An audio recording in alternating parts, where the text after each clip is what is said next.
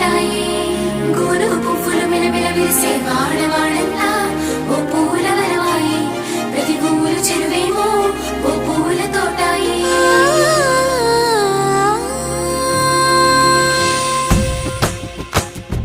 పచ్చ పచ్చని పల్లె పచ్చని పల్లె మబ్బుల్లో లేసింది వాకిళ్ళు ఊడ్చి ముగ్గులు పెట్టింది అందాల బొడ్డమ్మ వాకిట్లో పెట్టి జైలెత్తి మొక్కింది కాపాడమంటూ గౌరమ్మ నడిగింది